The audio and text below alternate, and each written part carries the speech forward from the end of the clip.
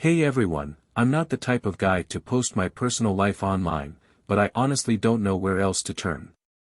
Things have been getting strange around here, and I'm starting to feel like I'm losing my grip on what's going on in my own life. Let me give you a little background. I'm Mike, 34, and I've been married to Jessica, who's 32, for 7 years. We met back in college, where I instantly fell for her. She's one of those women who just has this magnetic energy, and she's always been the kind of person who lights up a room. We got married a few years after graduating, and life has been pretty normal, I guess. At least until recently. Lately, Jess has been acting different. I can't quite put my finger on it. I've noticed that she's been distant, like her mind is always somewhere else. She's been working late a lot more often, even though her job as a project manager never seemed like the type that required that. And she's been super secretive with her phone, which is new. She used to leave it out in the open all the time, but now it's always face down, or she's taking it into another room when she gets a message. It's just weird. I tried not to overthink it at first. I mean, we've been married a long time, so I figured maybe she's just stressed or going through something she doesn't want to talk about yet. But it's starting to drive me nuts. The other day, I asked if she wanted to plan a weekend away, just the two of us, and she kind of brushed it off, like she didn't even hear me. She used to be excited about stuff like that. Now it's like she's just checked out. I've been telling myself not to jump to conclusions. We all go through phases, right? But something's not sitting right. I feel like there's something she's not telling me, and my mind keeps coming up with worst-case scenarios. So, after my last post, things only got stranger. I tried to shake off the feeling that something was wrong, but I can't. It's like this nagging thought that won't go away. Every time Jess looks at me, I feel like she's hiding something. This past weekend, we had a family dinner with her parents, and I thought it would be a good chance to spend some time together. Maybe things would feel normal again, and I could stop worrying. But instead, the whole night, she was glued to her phone. It's like she couldn't wait to get away from me, from the conversation, from everything. When I asked her who she was texting, she got defensive. Work, she said, but the way she said it didn't sit right with me. I've never been the jealous type. I've always trusted her completely, and I never imagined I'd be the kind of guy who snoops. But this, whatever this is, it's driving me crazy. So, yeah, I did something I never thought I'd do. I went through her phone. Before you judge me, just hear me out. She left it on the kitchen counter while she was upstairs getting ready for bed. I didn't even have to unlock it, she had a text open from someone named Megan. The thing is, Jess doesn't have any close friends named Megan. I know all her friends, and this one. Not ringing a bell. The messages weren't overly suspicious, but they were odd. They talked about plans for later in the week, something about meeting up after work. The whole tone of it felt weird, almost too casual, but with an undercurrent of something more. I couldn't put my finger on it, but my gut was telling me this wasn't just some innocent chat. I closed the phone and put it back exactly where she left it. My heart was pounding, and I didn't know what to do with the information. I mean, it wasn't like I caught her saying something damning, but it still felt wrong. Who is Megan? Why is she making plans with someone I've never heard of? Later that night, when I brought up us hanging out more, going to dinner or just doing something together, Jess gave me this empty smile and said, maybe next weekend. She used to jump at any chance for us to spend time together, but now, it feels like she's always got somewhere else she'd rather be. I don't know what to think anymore. Am I being paranoid? Is this just normal relationship stuff that I'm overanalyzing, or is there something real here? I haven't confronted her yet. I don't even know what I'd say. But I can't shake this feeling that I need to dig deeper. So, after my last post, I tried to let it go. I really did. I kept telling myself I was just being paranoid, that maybe I was reading too much into the whole Megan thing. But then last night happened, and now I feel like I can't ignore it anymore. Jess came home late again, which, lately, has become the norm. She had texted earlier saying she had a work meeting, but when she finally walked through the door, something about her felt different. She was way too upbeat, like she had just come back from a party, not a work meeting. Her hair was still perfect, her makeup wasn't smudged at all. It didn't match the whole "I've been working late" vibe. I didn't say anything at first, but I couldn't shake the feeling that something was off. We sat down to eat dinner, and I casually asked her how the meeting went. She gave me this vague answer, something about new projects and deadlines, but she didn't give any details. Usually, she's an open book when it comes to work, she talks non-stop about her projects, her coworkers, everything. But last night, it was like pulling teeth. She gave me short, one-sentence answers and kept looking at her phone, waiting for a text. After dinner, she said she was exhausted and went straight to bed. Now, maybe I'm overthinking it, but when she kissed me goodnight, it felt distant. Like she was going through the motions. I don't know how else to describe it, but it didn't feel like us. I couldn't sleep. I lay there, staring at the ceiling, trying to figure out if I'm just being crazy or if there's really something going on. Around midnight, I heard her phone buzz. I wasn't proud of what I did next, but I picked it up and glanced at the screen. It was a text from Megan again, "Can't wait for tomorrow. Same time." My stomach dropped. I don't know why, but the casualness of it, the way it sounded so familiar, made me feel sick. What is she doing tomorrow? Why hasn't she mentioned any plans? I didn't confront her right then. I know I probably should have, but the truth is, I don't even know what to say.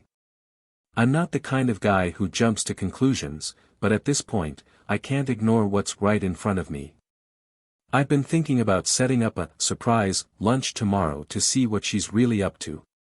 It feels like something's going on, but I don't want to accuse her without knowing for sure. I don't even know how to start this. My head's been spinning since yesterday. I thought maybe I was just paranoid, but now I know for sure something's wrong. Like I said in my last post, I decided to surprise Jess with lunch. I thought if I showed up unannounced, I could finally get a clear answer about where she's been spending all this extra time. So, I took an early lunch break from work and headed to her office. When I got there, the receptionist told me that Jess had taken the day off. My stomach dropped.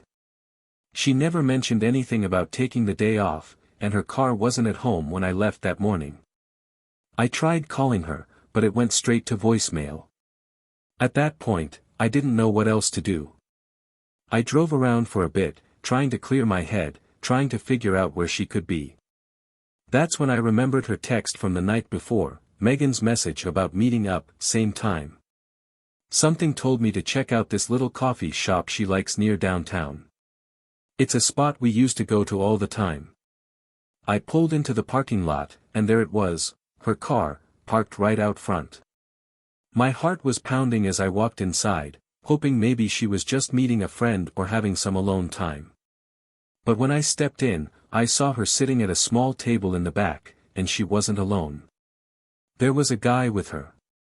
Tall, well-dressed, and they were laughing. It wasn't just any kind of laugh either, it was that flirty, playful laugh I hadn't heard from her in months. Her hand was on his arm, and they were sitting way too close for comfort. I felt like someone had kicked me in the gut. I didn't even know this guy's name, but the way she looked at him. I knew. I just stood there for a minute, frozen, watching them. She hadn't seen me yet, and I didn't know what to do. Should I confront them? Should I walk away? Eventually, I couldn't take it anymore. I walked up to the table, and when she saw me, her face went pale. "Mike," she said, like she was genuinely surprised to see me. The guy looked uncomfortable, like he knew exactly what was going on. I didn't make a scene. I just asked her what she was doing there, and she stammered, trying to come up with an excuse. "This is just a colleague," she said, but I could see right through it. I asked her why she hadn't told me she took the day off, why she'd been lying to me about working late, but she didn't have any answers that made sense. The guy, this colleague, didn't say a word the whole time. He just sat there, avoiding eye contact like a coward. I left before I could say anything I'd regret. I was too angry, too hurt to stay. I didn't want to cause a scene in the middle of a coffee shop, but now I wish I had. I went home, but I couldn't think straight. Jess didn't come home until late that night, and when she did, she acted like nothing had happened. I haven't confronted her yet. I don't even know how to begin. I know something's going on, but she's a good liar. I'm not sure how to get her to admit it, and I don't have all the proof I need. I feel like I'm standing on the edge of a cliff, waiting to fall. I knew I couldn't avoid it any longer. I had to confront Jess about what happened at the coffee shop. She came home late again that night, and the second she walked in, it was like I was staring at a stranger. We've had our ups and downs over the years, but I've never felt so disconnected from her. I sat her down and told her we needed to talk. At first, she acted all confused, like she didn't know what I was referring to. But when I brought up seeing her with that guy at the coffee shop, her whole demeanor shifted. I expected her to get defensive, to deny everything, but instead, she went into full damage control mode. "Mike, you've got this all wrong," she said, her voice soft and reassuring, like she was talking to a child. "That was just a colleague from work. I didn't tell you about it because I knew you'd get upset for no reason." I asked her why she didn't mention taking the day off, why she's been lying about working late, and why she was so flirty with this colleague. That's when she hit me with the classic excuse, "It's not what it looked like. I've been stressed at work, and he's just someone I've been leaning on for support. It's harmless, I promise." I could feel my frustration building. "Harmless?" I asked. "You're spending time alone with a guy I've never heard of, lying to me about where you've been, and you think that's harmless?" She didn't even flinch. "I didn't lie, Mike. I just didn't want to worry you. You've been so tense lately, and I knew if I told you, you'd overreact. It's just been nice to have someone to talk to about work stuff, that's all. We're just friends." Friends. That word stung more than I expected. I could see how easily the lie rolled off her tongue, like she'd practiced it 100 times. She was calm, collected, like she had an answer for everything. "I don't believe you," I said, trying to keep my voice steady. "I know what I saw, Jess. And I'm not overreacting. Something's going on, and you're not telling me the truth." She sighed, putting on that exasperated look like she was dealing with a child throwing a tantrum. "Mike, I swear to you, nothing's going on. You're blowing this out of proportion. He's just a friend. I didn't want to make a big deal out of it because I knew you'd react like this." I was furious. She was flipping the whole thing on me, making it seem like I was the one being unreasonable. "So, why the secrecy? Why hide it if it's no big deal?" That's when she came up with the kicker. "I've been planning a surprise for you," she said. "That's why I've been acting weird lately. I didn't want you to find out because I'm trying to do something special for our anniversary. I've been meeting with him because he's helping me with the plans." I couldn't believe what I was hearing. A surprise? After everything I'd seen and the way she'd been acting, this was her excuse. I just stared at her, trying to figure out if she actually believed the bit she was feeding me. "Why didn't you just tell me that?" I asked, not sure whether to laugh or scream at the absurdity of it all. She smiled, like she'd just won. "Because it was supposed to be a surprise, Mike. I didn't want to ruin it. I'm sorry if I made you feel like something was wrong, but you have nothing to worry about." I didn't know what to say. She'd spun it all so perfectly, making herself out to be innocent, like I was the one jumping to conclusions. Part of me wanted to believe her. I wanted to think that maybe I was overreacting. But deep down, I knew she was lying. Her story didn't add up. But here's the thing, Jess is good. She's a pro at playing the victim, at making it seem like everyone else is crazy except her. And the way she looked at me, with those wide, innocent eyes, I could feel my resolve slipping. I didn't push it any further that night. I didn't know how. I was exhausted from all the back and forth, and honestly, part of me just wanted to believe her so I didn't have to face the truth. But I know better now. There's something going on, and no matter how convincing she sounds, I'm not going to let it go this time. Things have been weird since the last time we talked. I've been trying to shake off the doubts, trying to focus on trusting Jess, but after everything, it's been hard. Then, something came up, something I didn't expect. Last night, Jess dropped another bombshell. She told me she had to go on an urgent work trip to Florida. We live in California, so this wasn't just a quick trip across town. Apparently, her company needed her to oversee some big project, and she'd be gone for a week. At first, I didn't know how to react. Part of me felt relieved, maybe the time apart would help clear my head. But then, that other part of me, the part that still doesn't trust her, kept nagging at me. What if this trip wasn't really for work? What if this was another excuse to get away and spend time with someone else? I didn't say any of that, though. Instead, I just nodded and told her I hoped it went well. She gave me one of those reassuring smiles, the kind she's been using to smooth over everything lately, and promised me it would be fine. That night, things took a turn I didn't expect. She told me she wanted to make it up to me for how things have been between us, that she wanted to show me how much she loved me before she left. Honestly, it felt like she was trying to erase all the tension with one big gesture, and, well, it worked. After dinner, she put on music, dimmed the lights, and started dancing for me.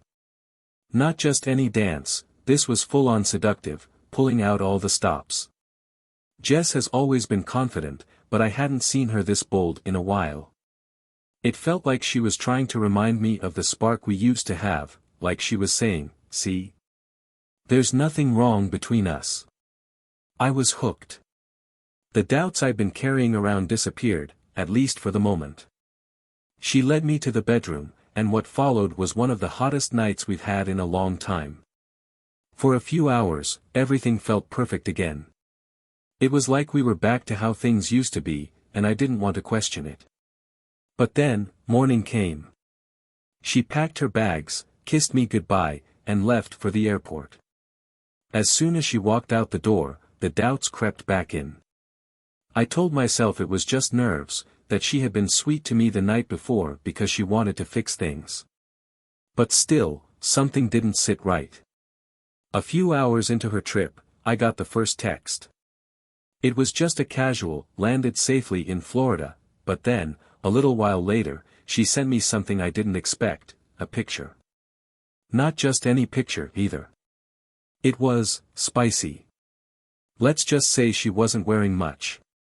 She sent it with a playful message, saying, "Can't wait to get back to you." I'll be honest, it threw me off. Jess has never been the type to send pictures like that, not out of the blue. It felt weird. Sexy, sure, but also kind of like she was overcompensating. Like she knew I was suspicious and was trying to distract me from it. Over the next couple of days, she kept sending more. Each one a little more daring than the last, all while telling me how much she missed me, how much she couldn't wait to be home. Normally, I'd be all over it, but something about it felt off. I started wondering who was taking the pictures. She was always in hotel rooms, and I kept thinking, is she really alone? I don't know. Maybe I'm just overthinking it again, but the whole thing feels staged. Like she's trying too hard to prove she's innocent. She'll be in Florida for the rest of the week, and I'm stuck here, trying to figure out what's real and what's just her trying to cover her tracks. Am I losing my mind, or is this all too convenient? She's been distant for months, but now she's suddenly sending me these photos. It's like she's playing a game, and I don't know the rules. It's been about 4 months since Jess's work trip to Florida, and I wish I could say things have gotten better, but honestly, it's been a whirlwind. Our life together has been all over the place. One minute we're fighting, the next minute we're all over each other like nothing's wrong. After Jess came back from that trip, things felt different. She was more attentive, more affectionate. At first, it seemed like a good thing.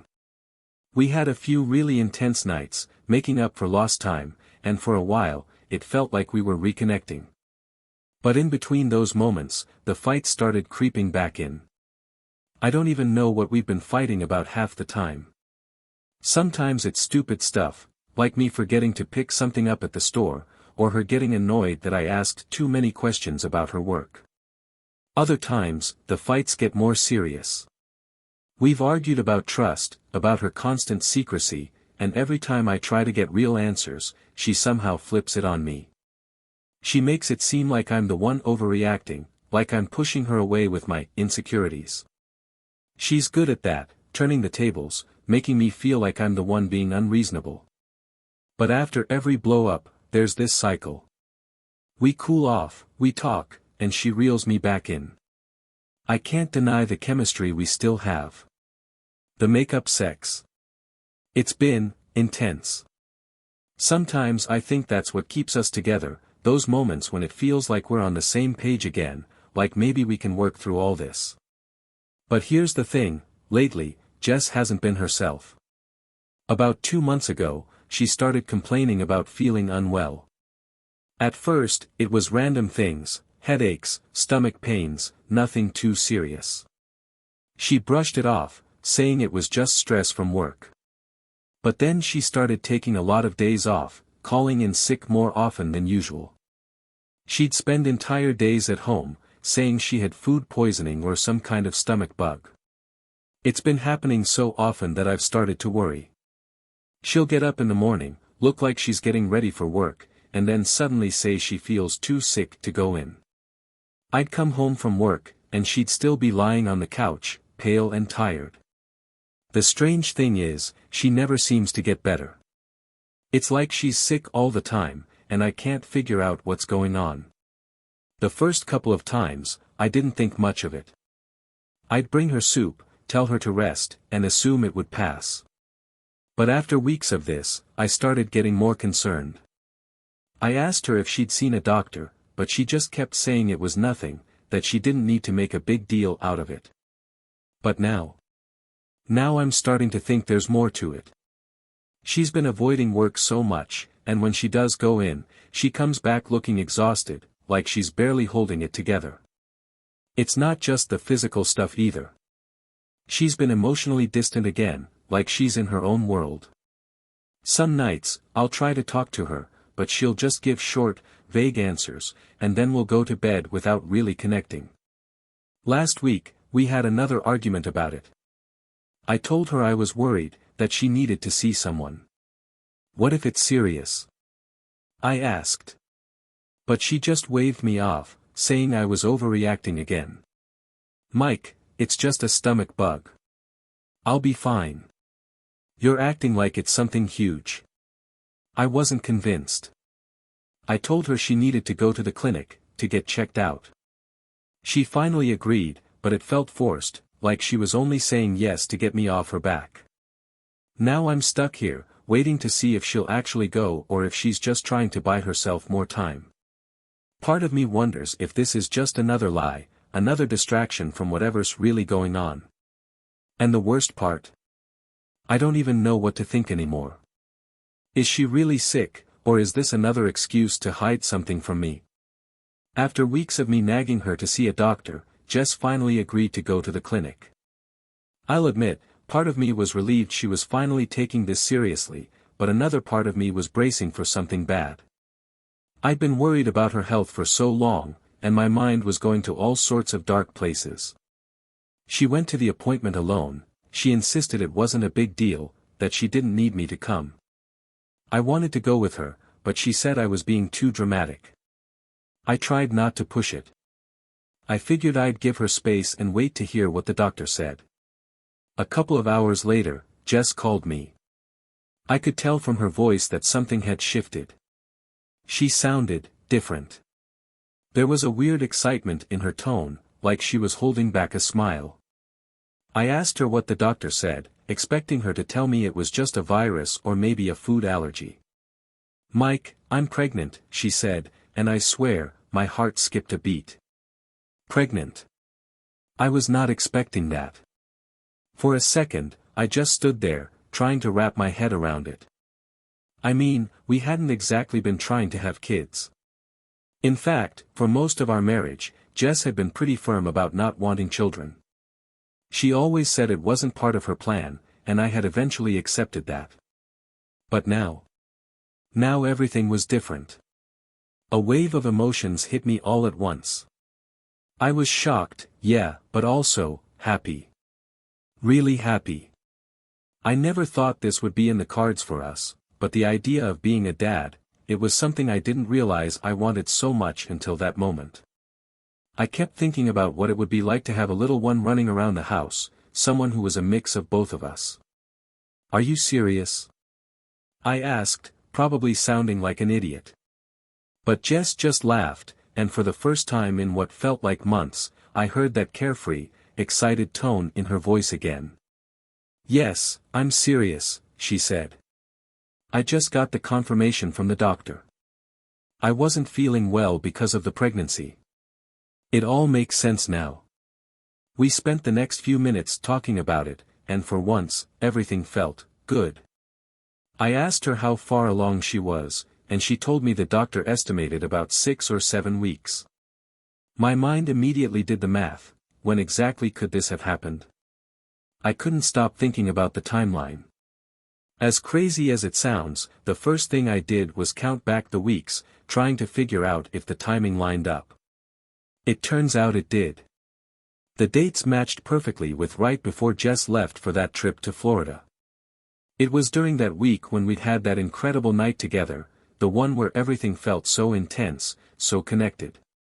The math checked out. This baby was mine. I was sure of it. I felt a strange mix of relief and excitement wash over me. For months, I'd been living with this nagging doubt, this fear that Jess wasn't being honest with me, that something, or someone, else was in the picture. But now, standing there with the phone in my hand, I felt like everything had come full circle. This was it. Maybe things hadn't been perfect between us, but this pregnancy, it felt like a new beginning. Like maybe we could put the fights and the doubts behind us and focus on the future, on building a family together. When Jess got home, I couldn't stop smiling. We hugged, and for the first time in months, I felt like we were on the same page again. She seemed happy, too, more than I'd seen in a long time. We spent the evening talking about baby names, about what life would be like as parents. It felt so surreal, like everything had finally clicked into place. But even with all the excitement, there's still this little voice in the back of my head. I'm trying not to think about it too much, but it's hard to shake. I mean, I trust the timeline, but after everything we've been through, the secrecy, the lies, there's a part of me that still wonders if there's something I'm not seeing. It's hard to even describe the emotions I felt leading up to the birth. After all the ups and downs, all the doubts and suspicions, I'd convinced myself that this baby would be the thing to finally bring us together. Jess and I had been preparing for months, baby names, setting up the nursery, reading every book we could get our hands on. I thought this was going to be the start of a new chapter for us. The day finally came. Jess went into labor early in the morning, and we rushed to the hospital. I was nervous, excited, everything at once. The past few months had been a roller coaster, but I pushed all that aside, telling myself that this was what mattered now. The baby. Our baby. The labor was intense, and I stayed by her side the whole time, holding her hand, trying to comfort her. Despite everything, I was genuinely proud of her. Watching her go through all that pain, I felt this rush of love and admiration. It was almost enough to make me forget all the doubts I had carried for so long. Then, the moment came. The baby was born, and I'll never forget the sound of his first cry. The nurses cleaned him up and wrapped him in a blanket before bringing him over to me. "Here's your son," one of them said with a smile, and they placed him in my arms. That's when everything changed. As soon as I saw him, it was like the world stopped. My heart started pounding, and I could feel the blood drain from my face. I must have looked like I was about to pass out because one of the nurses asked if I was okay, but I couldn't even answer her. I just stared down at the baby in my arms, trying to process what I was seeing. He was dark-skinned. I don't know how long I stood there, holding him, but it felt like forever. My mind was racing, trying to make sense of it, trying to come up with some kind of explanation. But there wasn't one. Jess is white. I'm white. There was no way this baby was mine. I couldn't breathe. I felt sick, like I'd been punched in the gut. The room started spinning, and I thought I was going to collapse right there. I didn't say a word.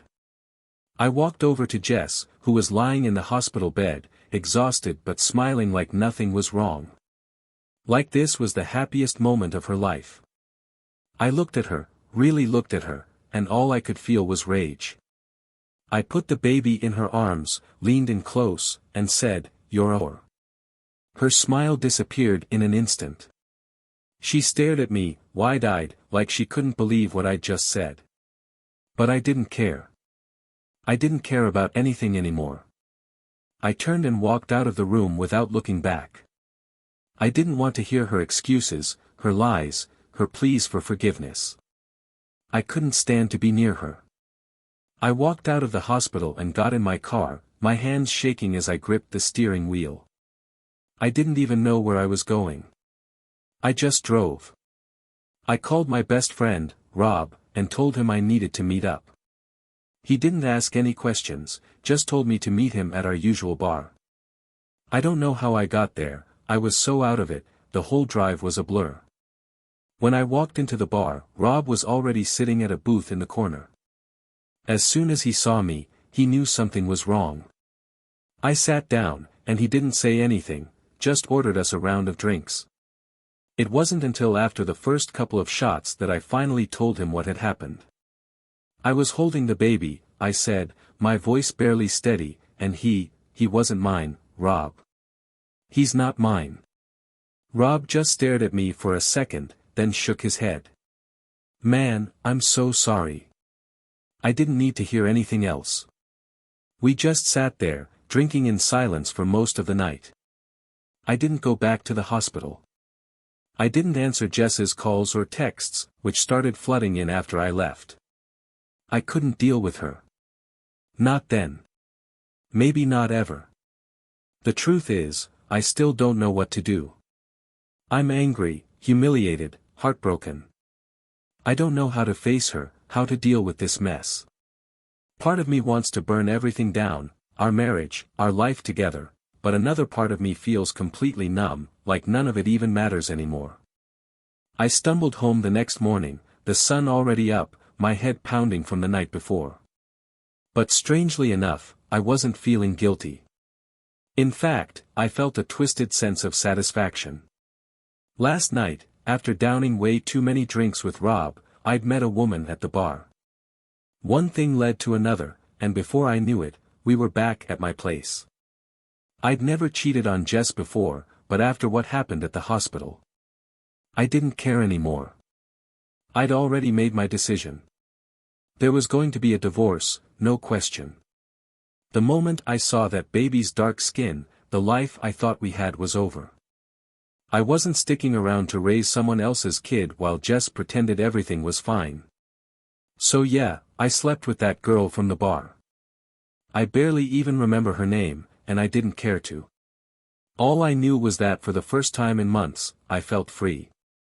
I'd been suffocating in Jess's lies for too long, and this felt like a release. A way to reclaim something for myself. We were still in bed when I heard the front door creak open. Jess must have come back from the hospital earlier than I expected. I heard her footsteps as she made her way through the house, probably exhausted and thinking everything would go back to normal now that the baby was born. But she had no idea what was waiting for her upstairs. The bedroom door opened, and there she was, standing in the doorway, staring at me and the woman next to me in our bed. Her face went pale, her eyes wide with shock. For a moment, she didn't say anything. She just stood there, frozen, like she couldn't believe what she was seeing. I sat up, completely calm. I wasn't even trying to hide what I'd done. This was the moment I'd been waiting for. I looked her dead in the eye and said, "Pack your things, wifey, and get lost." Her eyes filled with tears, and for a second, I thought she might collapse right there in the doorway. "Mike, please. I have nowhere to go," she stammered, her voice shaky, as if she was realizing for the first time just how badly she'd messed up. But I didn't care. I wasn't interested in her tears or her excuses. I'd already heard enough lies to last a lifetime. I got up from the bed, still completely unfazed by the other woman lying there, and walked over to Jess. "Oh, you've got somewhere to go," I said, my voice cold. "Go to the father of that child. I'm sure he'll be thrilled to have you." She broke down right there, sobbing uncontrollably. "I'm sorry, Mike, please. I didn't mean for this to happen. It's not what you think, I swear. Just give me a chance to explain." "Explain what?"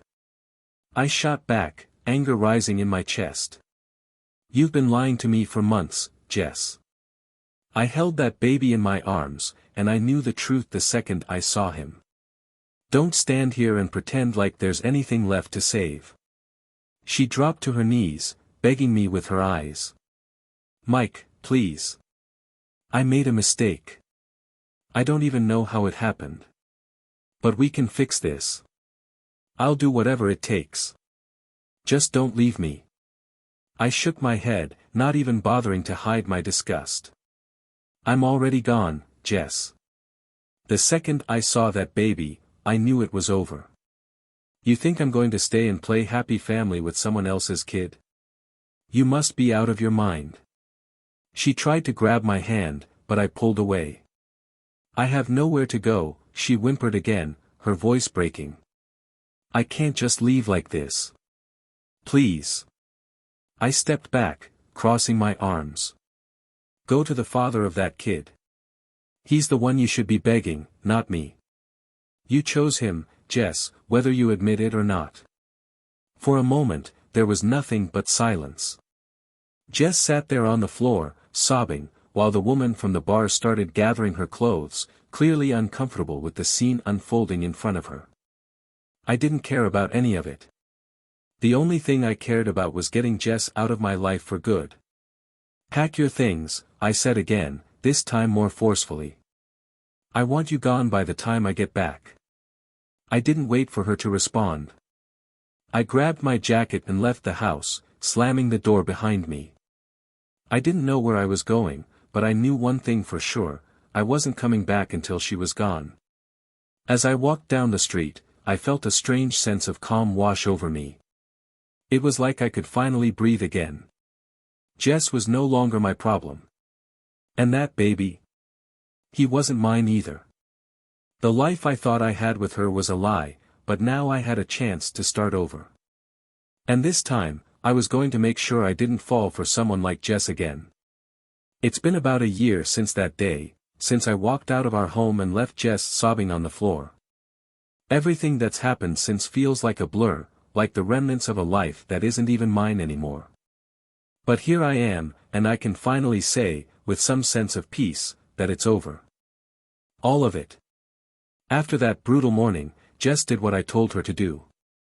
She packed her things, and by the time I came back that night, she was gone. Just like that, our marriage, the 7 years we had together, was finished. We didn't speak much after that. We had to go through the motions of divorce, but I kept things as brief and businesslike as possible. I wasn't interested in hearing any more of her lies or apologies. The divorce was quick.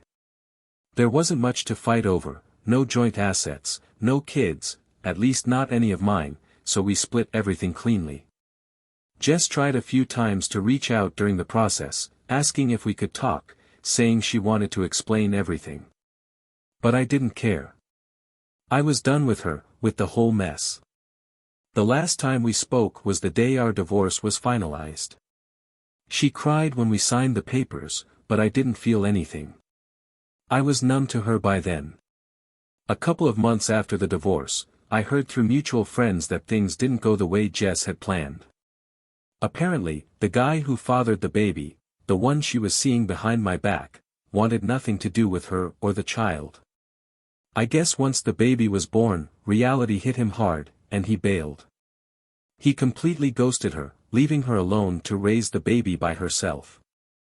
The guy wasn't even interested in being part of the kid's life, let alone supporting Jess. So there she was, alone, broke, and with a baby she never planned for. She'd lost everything, and in some twisted way, it felt like justice. But honestly, by the time I heard about it, I didn't even care anymore. Jess's life was no longer my concern. She'd made her choices, and now she was dealing with the consequences. As for me, life's been different, better, even. After the divorce, I took some time to focus on myself. I worked on getting my head right, on healing from everything that happened. I wasn't in any rush to jump into another relationship. I had to learn to trust again, to let go of the anger and the hurt. But with time, I did. A few months ago, I met someone. Her name is Emily, and she's nothing like Jess. She's kind, loyal, and honest, everything I was missing before. We met through a mutual friend, and at first, I was hesitant to get close to anyone again. But with Emily, things felt different. There was no pressure, no drama. Just real, honest connection. The best part? There's no hiding with her, no secrets. I don't have to worry about lies or betrayal. We talk about everything, our pasts, our fears, our dreams, and for the first time in a long time, I feel like I can breathe. I can trust again.